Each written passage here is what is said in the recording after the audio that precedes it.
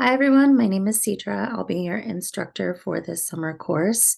It is late here where I am, and my voice is returning to me slowly, so I apologize if I'm difficult to hear or if my raspiness is hard on the ears. I also have notes here that I will be looking at, so um, pardon me, I'm not as polished. Um, who am I? My name is Cedra. I have been teaching this course now. This will be my third summer teaching this course, and I enjoy it quite a bit. Um, I'm really feeling much more connected this year, having gone through it through two different summers with the same teaching partners, and I'm really excited about the dialogue and the reflection that we're going to have this summer.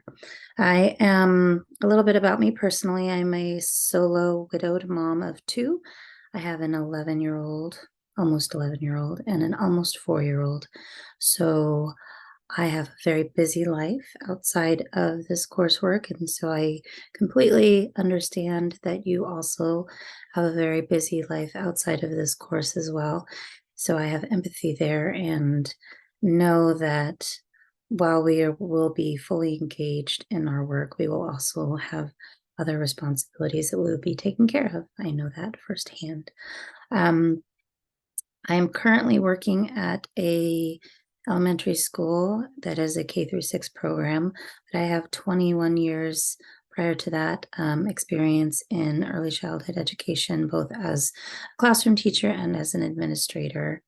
And once again, this is my third year teaching here with you.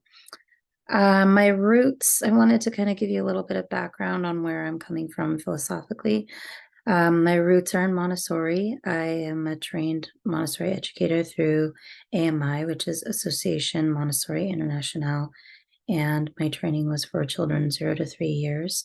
So my roots are there.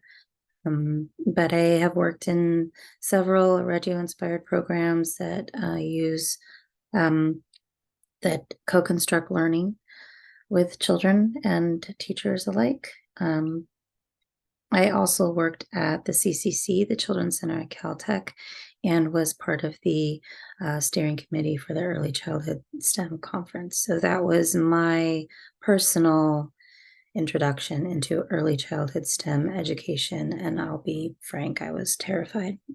That was my experience.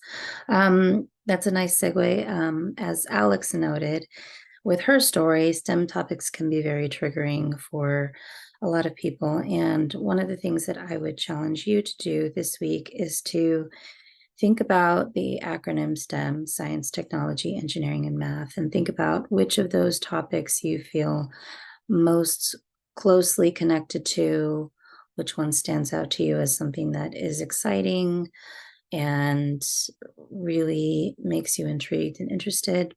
And on the flip side of that, which one isn't as exciting or might be a little bit anxiety producing or isn't as interesting as the others?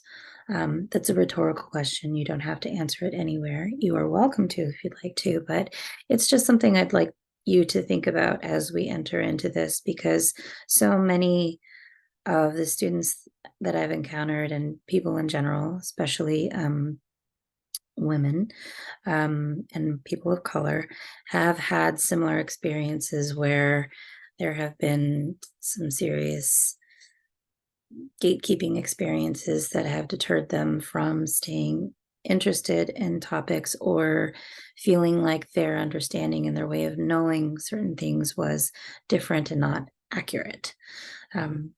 So I want you to think about that for yourself, which one feels good and which one might not feel so exciting for you, and why. Did you have an experience similar to Alex?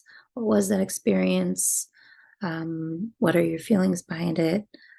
And so on. For myself, I wanted to share that I'd say for me personally with this question, science was the most accessible to me and felt the most natural. I enjoy the outdoors and nature quite a bit. And so science always seemed very accessible and close to me in its own way, even if it wasn't in the classroom. Whereas math, on the flip side, was not as exciting or accessible to me because it felt very, very boxed in and prescriptive. I'd also say that engineering itself was another big question mark. I didn't really quite understand that concept. But through my own experiences working with children and in programs that were very STEM positive, um, I gained a different understanding and perspective with engineering. So I actually feel much more closely correlated with that now. And I think that my answer now would be that engineering is the one that I feel more closely connected to and inspired by.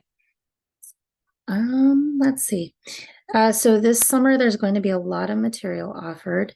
There will be, as Alex said, required reading or listening each week, and then there'll be a lot of supplemental information that goes with it. I encourage you to read as much as you can comfortably, but know that these are resources that you can come back to. And some of them are going to be very, very, very dense, and that's okay. The other thing I want to know is that some of it is going to contradict each other, and that's what it's supposed to do. That's exactly what we're supposed to be observing and happening. One of the main gatekeeping phenomenons in STEM is the idea that there's a right way or one right answer. And this course kind of breaks that idea wide open.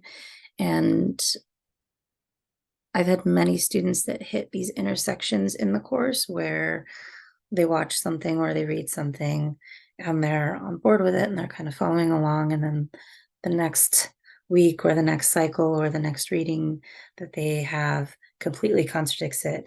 And they end up kind of in this weird liminal space, intersectional space, border space, which will make more sense next week, where they feel like they don't have a right answer. And that feels very weird. And of course, where we're exploring STEM topics, because so often we're taught that there is one right way and one right path and one right answer. And the point is to kind of explore the fact that there isn't. So if you hit that point, that's normal. Dig in, sit with the uncomfortableness, sit kind of in that middle space, reflect, respond to it, and come back to it if you need to, but know that that's a completely normal thing that happens in this course, and that there's going to be kind of these conflicting ideas that come back and forth throughout each cycle. Another thing that I like to do each week, which you may or may not enjoy, is I like to add in a section called Science Nuggets, which are just additional supplemental things that I found that help me process what I'm reading and what I'm learning through the coursework. And they are completely supplemental. They're not required at all. But they're there if you are interested in watching, reading, exploring, or expanding upon some of the coursework that we have. And one thing that we've said in the past as students is that a lot of this feels like a lot of information coming at you, but what the goal is to give you kind of like a virtual file folder of information that you can come back to over and over again and re-refer to as needed, both during this course and in the future in whatever professional endeavors you have. So know that while there's a lot that's going to be in there for you to look at, you don't have to look at all of it right now. You don't have to respond to all of it right now, but definitely know that it's there as a source for you to use when the time is appropriate for you. Along that line, summer courses do move fast. This is a full course in 8 weeks, so it's a lot compacted, and there's a lot of material again.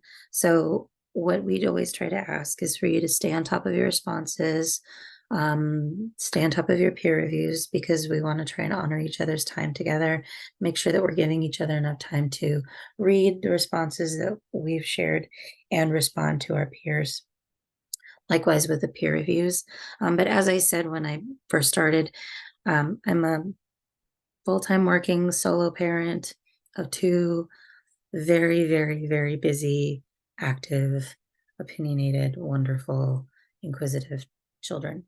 And I understand that life happens and summer is not slow, no matter what anybody wants to tell us.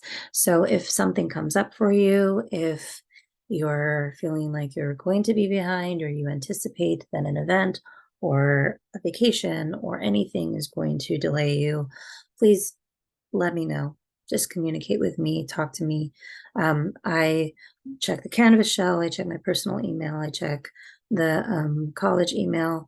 I'm looking every day, so I'm pretty easy to access as needed. So please just communicate whatever your needs are, and we'll work with you.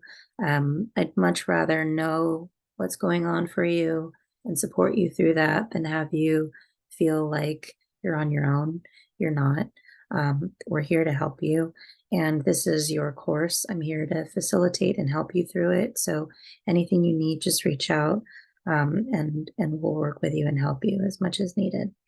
Um, I'm going to end it there. I hope you have a wonderful week. I hope next week when I come back to talk to you, I have more of a voice left. Um, if you have any questions, please again reach out, and I will see you online and next week. Have a great week. Bye bye.